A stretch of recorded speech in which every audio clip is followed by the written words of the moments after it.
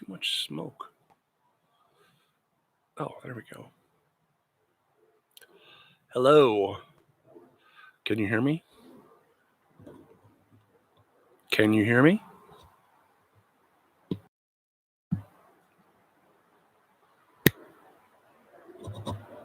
Test. Sorry about that. Just waiting for some people to drop into the stream.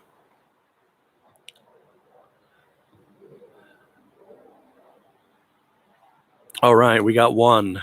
Will we get two? Will we get three? Just waiting another couple seconds here. I am so excited to do the stream tonight.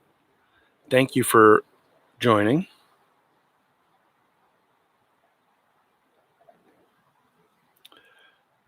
All right, well, let's get started. Welcome to the Daily Faded. I'm Hetz, and this is where we get faded daily and talk about the politics and news of the day. So, if you have something to smoke or something to drink, please join me.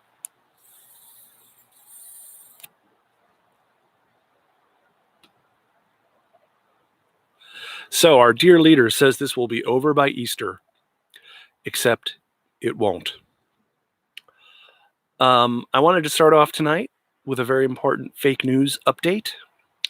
It seems that the stories of dolphins returning to the canals of Venice were fake news that I got suckered by.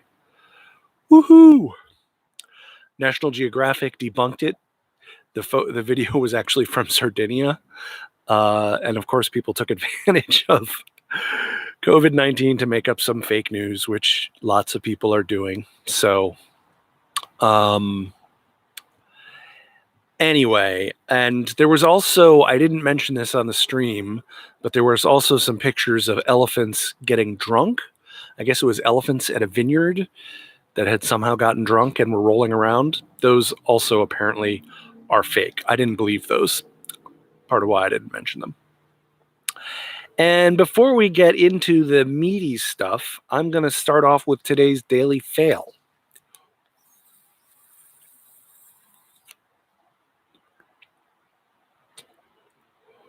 A fellow cannabis enthusiast slash leftist podcaster, Bryn, aka at Kinematography on Twitter, quote tweeted Mary Ann Baldwin, who is the mayor of Raleigh.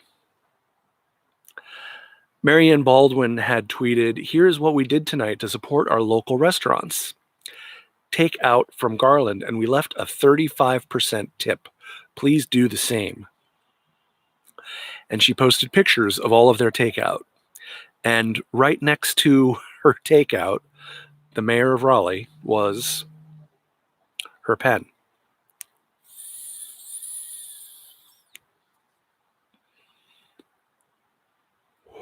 So Bryn quote tweeted her, "Mayor of Raleigh accidentally leaves her mids pen in picture, continues to arrest poor people for smoking mids." There you have it, folks. That's how it works. I have acknowledged before that it is very much a privilege that I get to sit here and smoke cannabis for the entire world to see and not have to get thrown in jail for it. I am grateful for that privilege. And I do this as much to normalize cannabis use as anything else, to get us as quickly on that road to legalization as we can possibly go.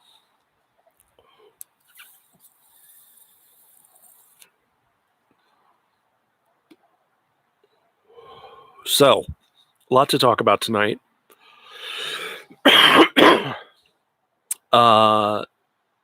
Some positive. As of 4 p.m. Pacific tonight, we were up globally past 419,000 cases of COVID-19, which is up over 7% from yesterday. And globally, deaths were up over 18,600, which is an 11% increase from yesterday.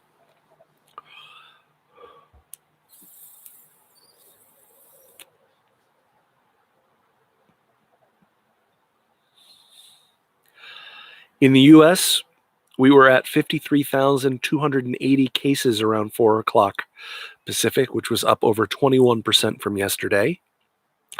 And we had 704 deaths, which was up over 23% from yesterday. We are now third in the world in confirmed cases of COVID-19, though we are not third in the world of deaths by COVID-19.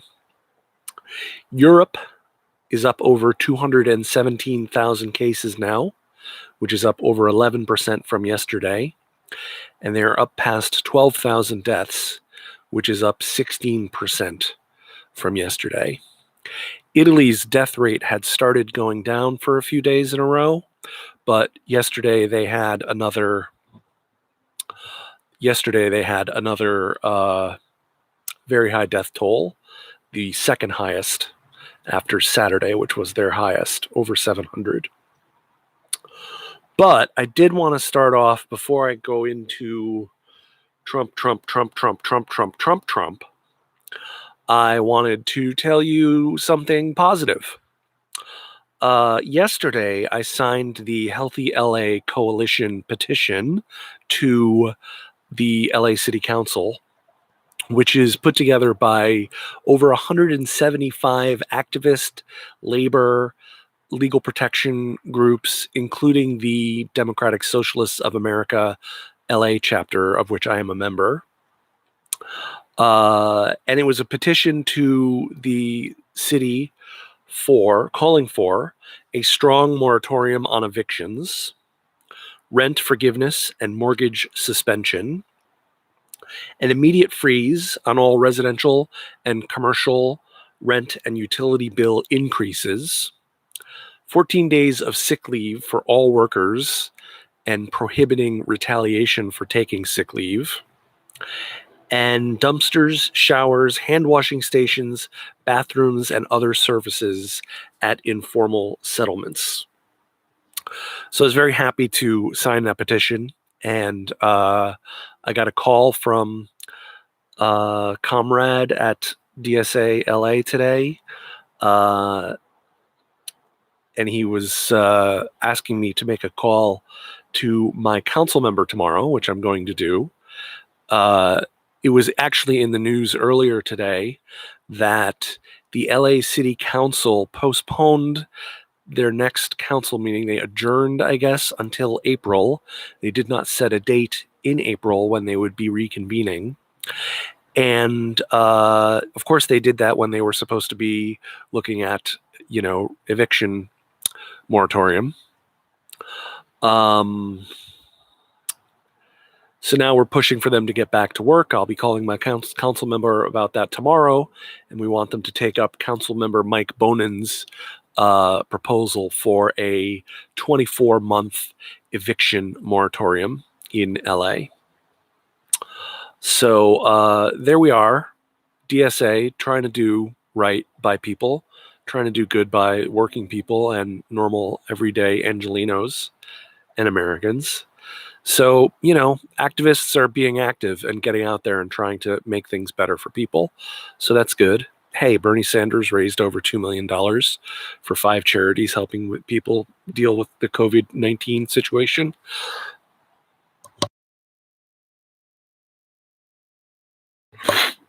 I got the mute button actually working tonight.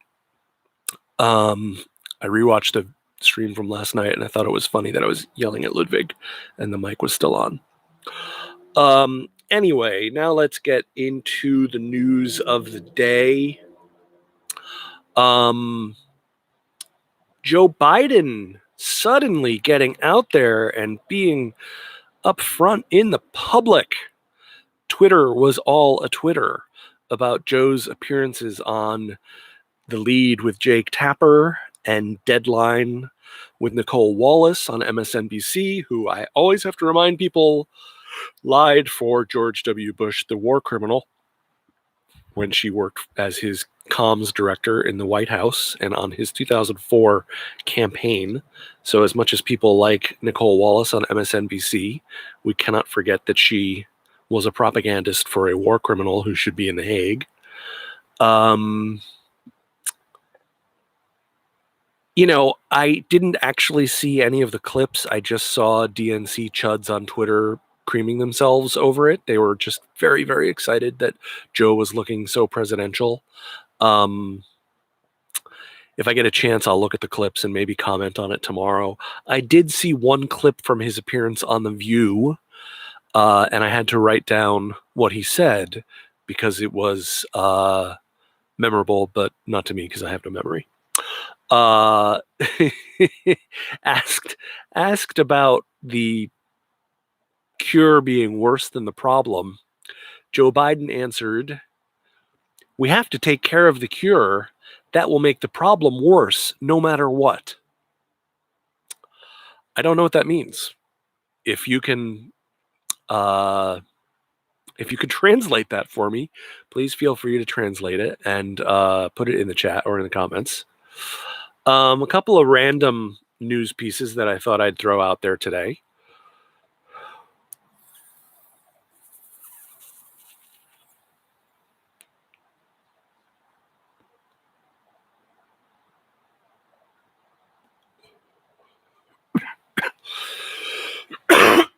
There really is an art to doing this. I'm back with the purple punch tonight.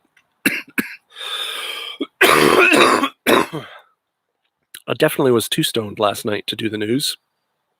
That's because I got stoned beforehand. So yes, this is actually making me smoke less because I can't smoke until 8 o'clock at night. So this is good for my health and my drug habit. So some random pieces of news. Narendra Modi ordered a 3-week lockdown of all 1.3 billion Indians with 4 hours notice.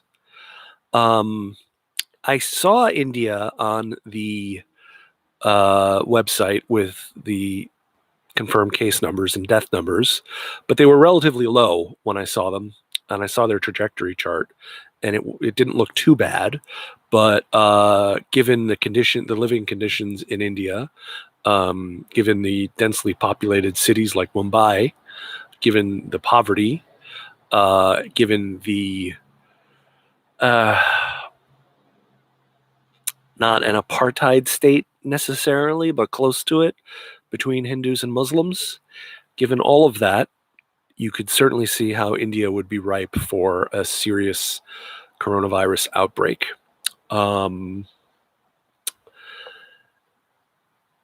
We still have not shut down our country nationwide.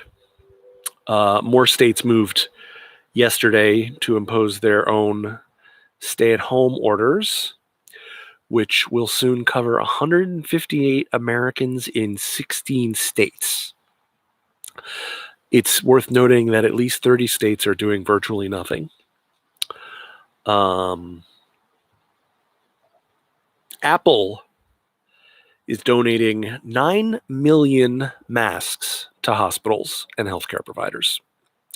Why does Apple have 9 million masks?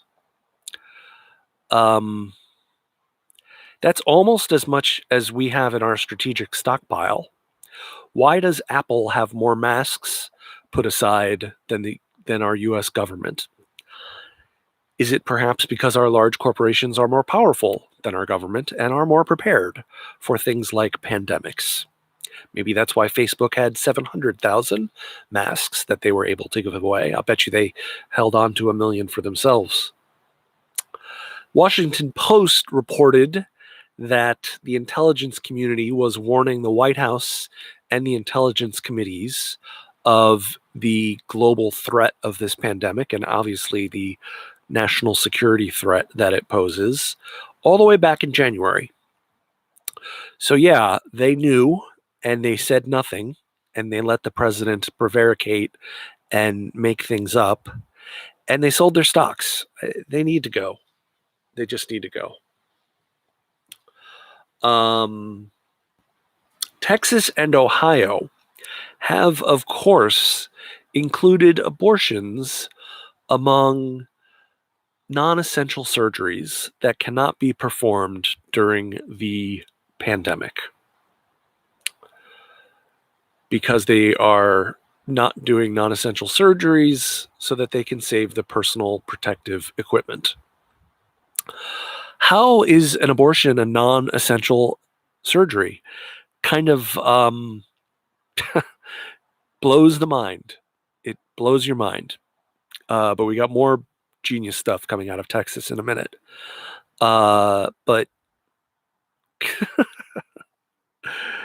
it's kind of time sensitive, abortion. It's kind of time sensitive. So you're sort of violating what Roe v. Wade and denying a woman her right to get an abortion.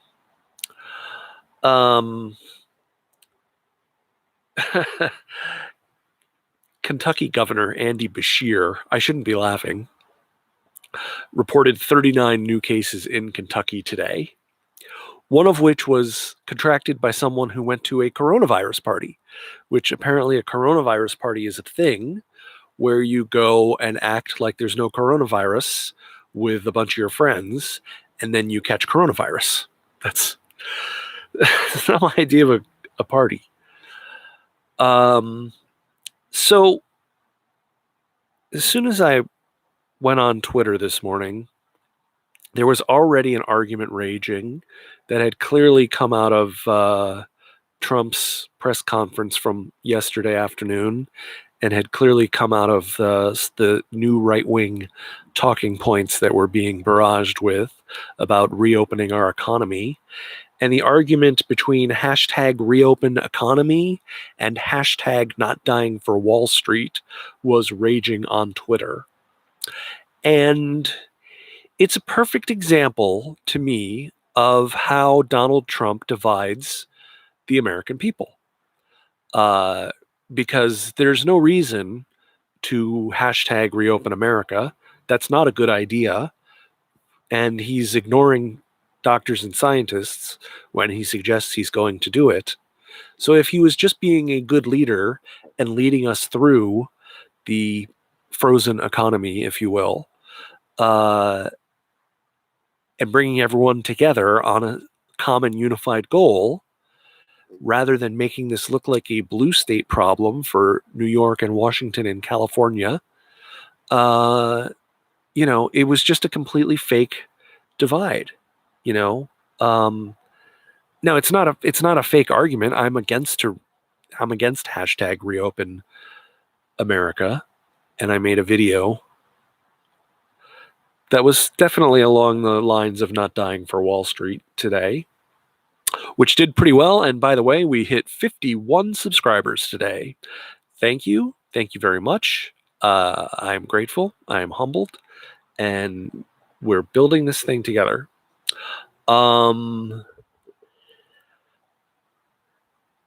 Yeah, so, this division, this unnecessary division today, to me was also microcosmic of the bigger unnecessary division that exists in our political environment, in our so-called two-party system, which I prefer to call our two-party tyranny. Let's say half of working people vote for Republicans and half of working people vote for Democrats. Fair enough. The Republicans have cast themselves as the party of working people. The Democrats have not succeeded in doing that. But let's just say that half the workers vote for Democrats and half the workers vote for Republicans. And they argue about things like guns and abortion and, well,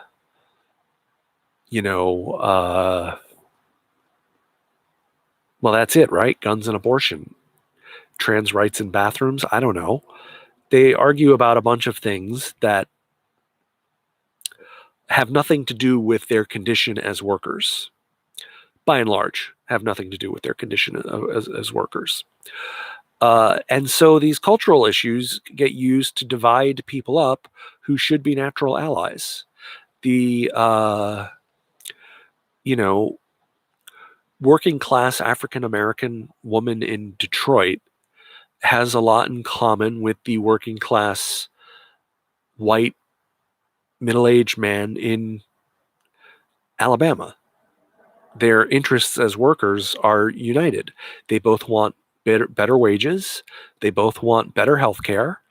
And they both don't want to be taken advantage of by their employers. And they want education, and their interests are united. But we put this group of people onto the red team and this group of people onto the blue team, and then we have them fight with each other, and we try and make them hate each other.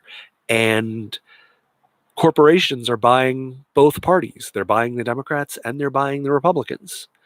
And it's extremely useful to the corporations that are buying our politicians. It's totally useful to them to keep labor divided. So there's an unnecessary divide among working people in this country. And if working people united on a working people's agenda, and I'm not saying that gun issues or abortion rights are not important. They are absolutely important. But this two-party system says you have to pick one side or the other. Whereas if we had, say, 10 parties like Denmark has, and we had a parliament that ruled through coalition, governed through coalitions, you know, people could be more specifically represented by their political party. And then different political parties could align, and maybe you could get a workers' alliance.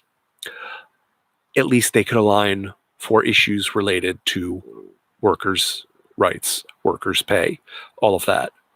I have no problem with Bernie Sanders working with Mike Lee to pass the War Powers Resolution against the war in Yemen.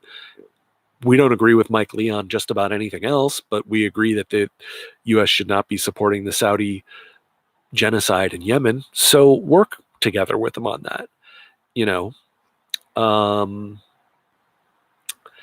And I wouldn't necessarily fault Joe Biden for working with Republicans as much as he has done in his career, except for the fact that every time he works with Republicans, they do Republican things.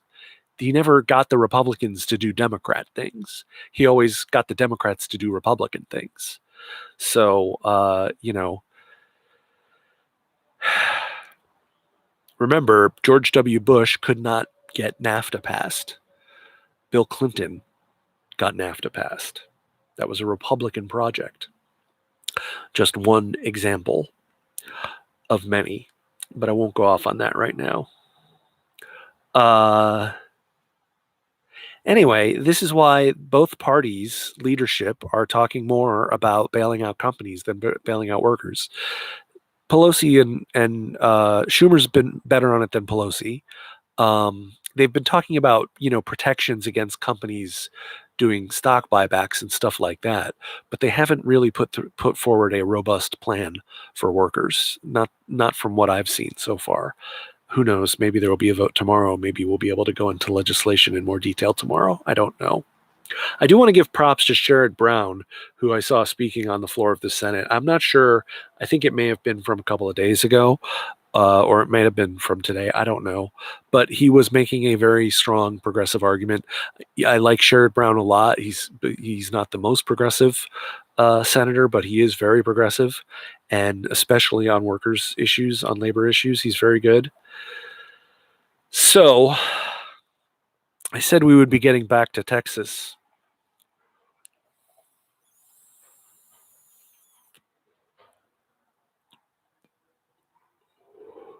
I'm sure you heard about this. Texas Lieutenant Governor Dan Patrick went on Tucker Carlson last night and said that lots of grandparents would be willing to die in order to save our way of life, in order to preserve our economy for the young people. That is absurd. And to watch these people message their propaganda and speak it as if it is reasonable is just beyond. It's maddening. Which takes us to Trump.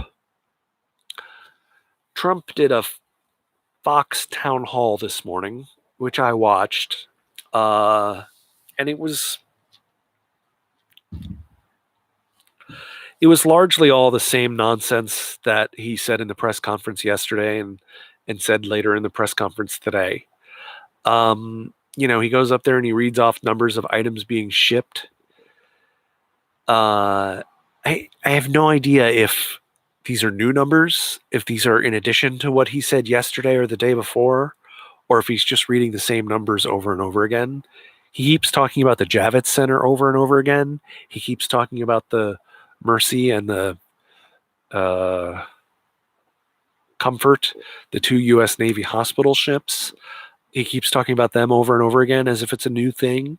I feel like not much new stuff is actually being said at these press conferences.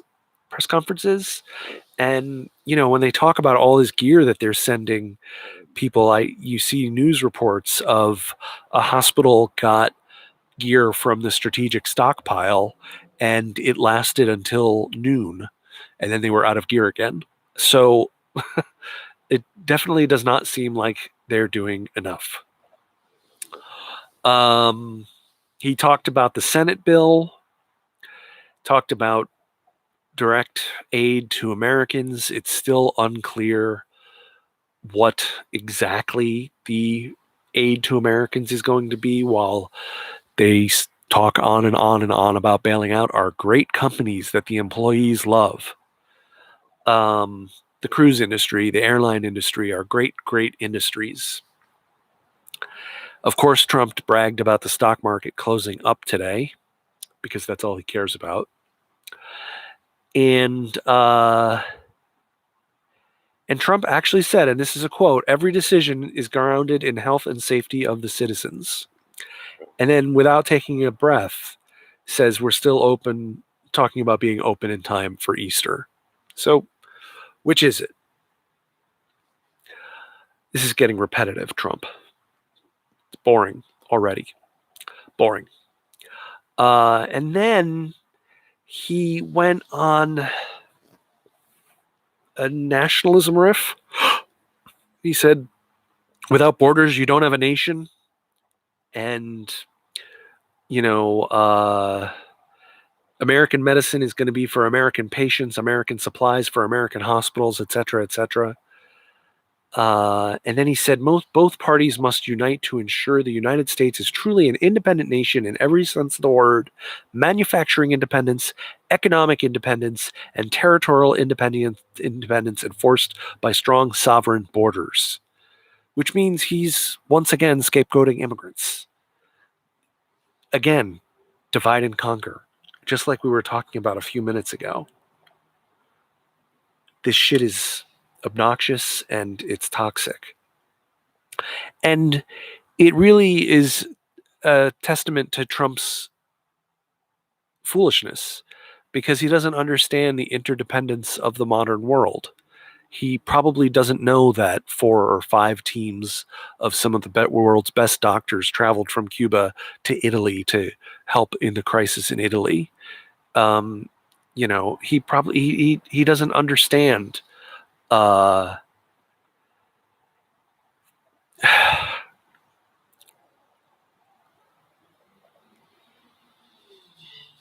We should have some manufacturing independence, so-called. Yeah, we should be manufacturing these things that we absolutely need in a crisis. We should be able to manufacture them here. That I have no problem and no issue. I agree with that. But the idea that we're going to transition to manufacturing everything that we consume in the United States, that's not going to happen. We're in an interdependent world economy, and we have to navigate that economy to the best of our ability, and taking care of our citizens, but also making sure we look out for people in other countries as well. Solidarity is international, and everyone wants the same thing. They just want a good life for themselves and their families. Larry Kudlow talked about the Senate bill. I have to smoke more before I talk about this. That was not right.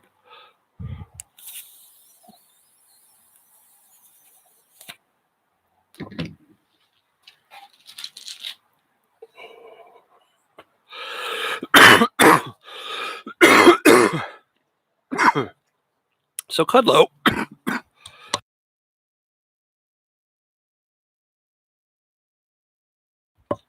Stoner's cough, not COVID cough. Kudlow talked about $6 trillion in bailouts over several phases, $2 billion in direct payments to individuals and companies, and $4 trillion in Fed lending to the markets and the banks. As regards the direct payments to families, he said something about like a payment of around $3,000 to a family of four, but we've heard reporting of means testing on this. And what is, $3,000 for a family of four? Is that $1,000 for each adult and $500 for each kid? Or is it $750 for each person? Or, what if you live alone? What if you're single and you're a gig economy worker and now you can't work and you get $750 one time? It's not going to get you through, and you're not covered by unemployment yet. We'll see whether or not they get to covering unemployment for gig workers and other people, independent contractors, and other people who are not traditionally covered by unemployment.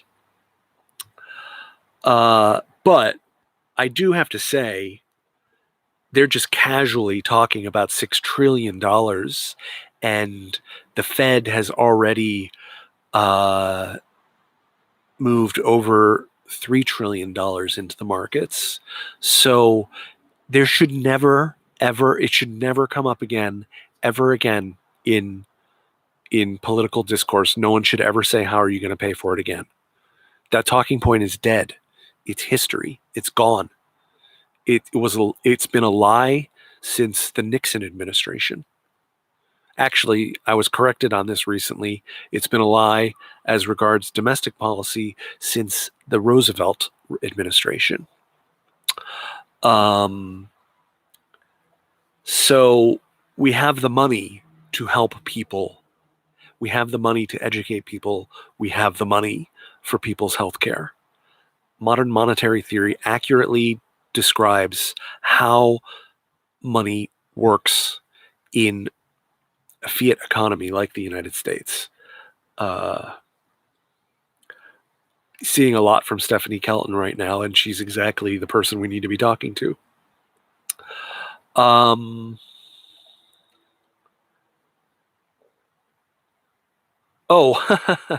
then for some reason, I don't know why, Trump keeps bringing up Boeing.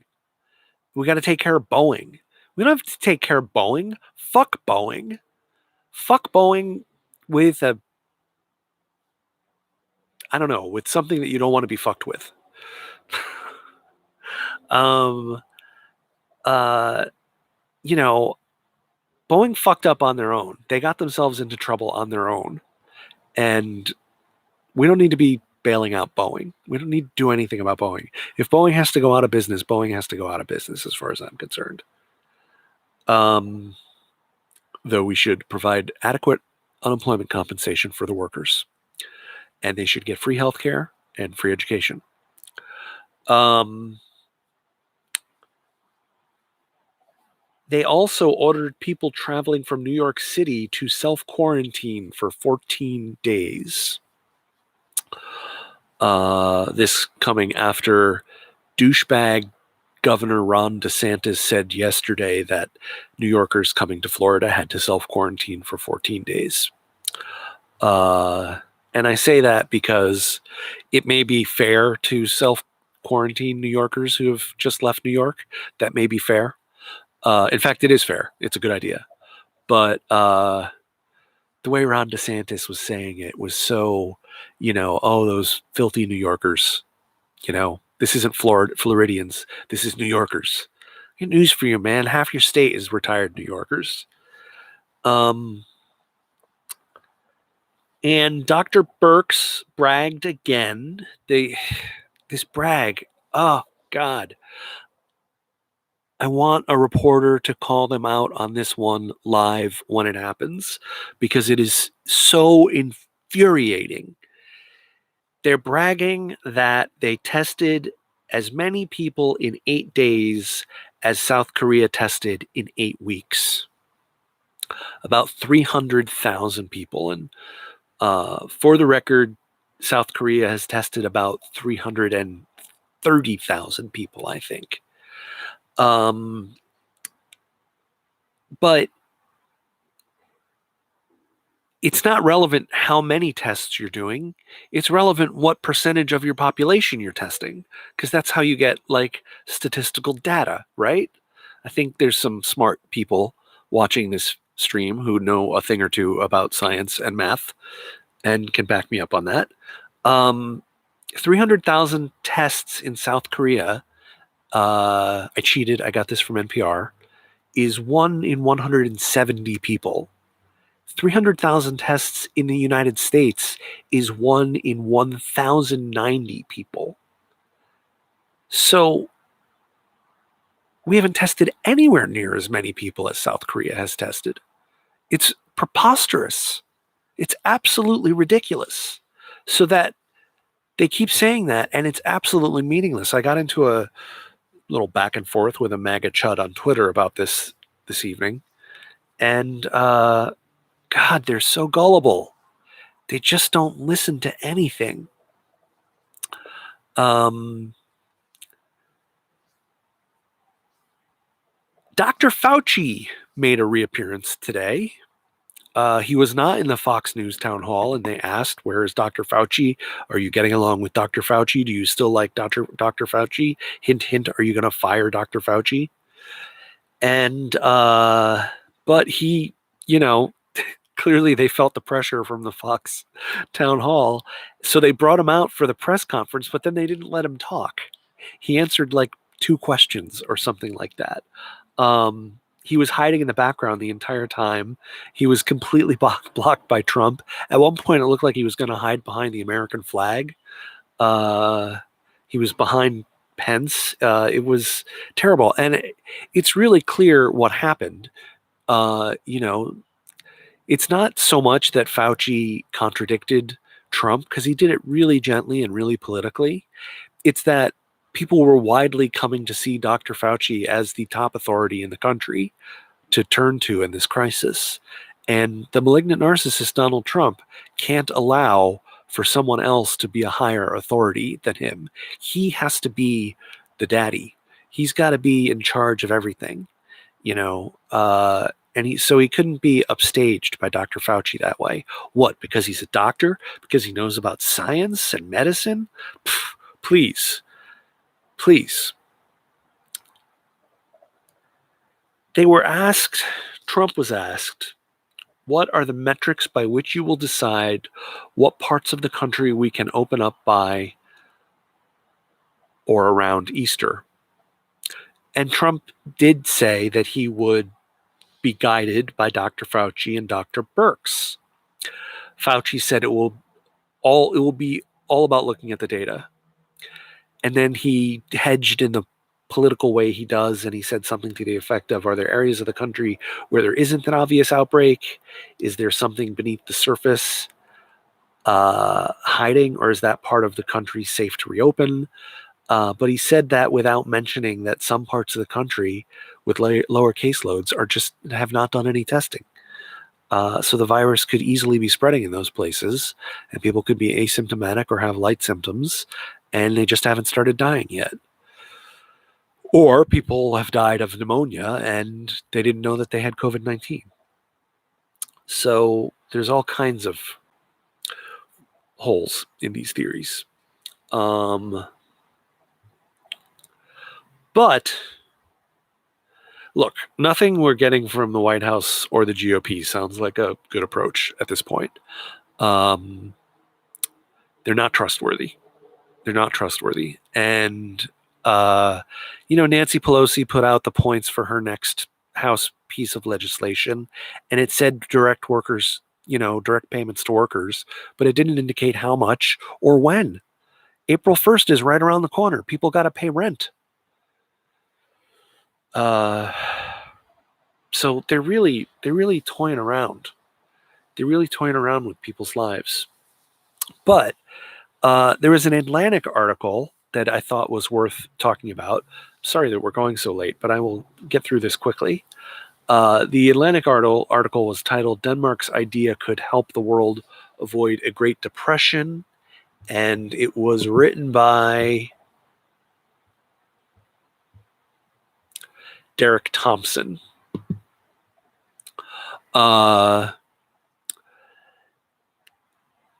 And basically what they did in Denmark was they locked down the country for 3 months. They just said, we see what's happening in Italy. We see what's happening in Spain. We're shutting it all down. Lock down the entire country for possibly as long as 3 months. So they're guaranteeing compensation to employees who aren't working during that time for up to the equivalent of $52,000 a year, which, by the way, is a lot more money in Denmark than it is in the United States because the costs of housing, healthcare, and education are much, much lower. Of course, taxes aren't even that much higher. Not at that salary level. The total package is the equivalent of 13% of Denmark's GDP, about the equivalent of $2.5 trillion. So the goal is to literally put the entire economy in the freezer, to just lock it up. Everyone's getting paid, but no one's working. And then the government is also backing loans to businesses to get them through, to get them to be able to pay necessary expenses to stay open. To stay afloat. And what's amazing is that the parliament was almost 100% for this package. They had no trouble getting it through. This is with 10 parties, as I mentioned earlier tonight.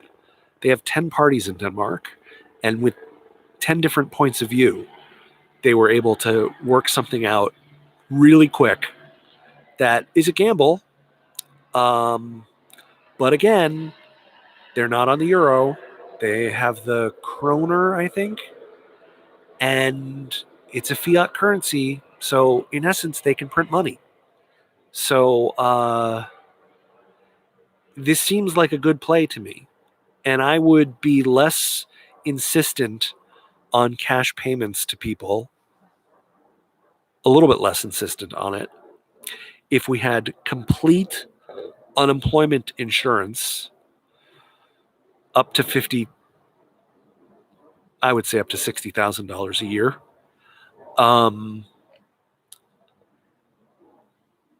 But it has got to cover everyone, and it's also got to cover the jobless, and you've got to get extra money to seniors to get through this time period.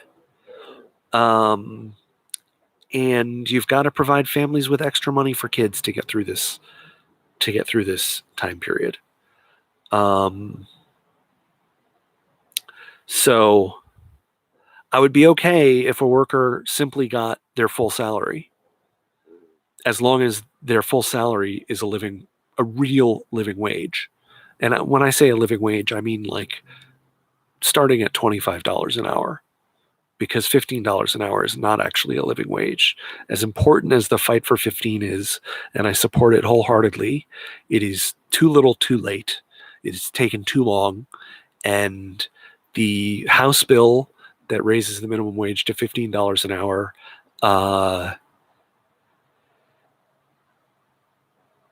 does so by 2025. And by 2025, $15 an hour is not going to be enough. So, mind you, Denmark also has a very welfare state underlying it. And some quick little polls that I saw today. Political polls on Twitter was reporting that 58% of the American people support UBI now. And Data for Progress reports that 68% of Americans support free COVID care. 68%, well over 50% of Republicans. Is it a giant leap from we support free COVID care to we support free health care? I don't think it is. I really don't think it is. So, thank you for watching. If you're not subscribed, please hit subscribe and hit the like button and share on your social media. Follow me on Twitter at @the_Hetz. And I hope you're just a little bit more socialist than you were 45 minutes ago. Thanks a lot. Stay well, stay healthy. Peace out.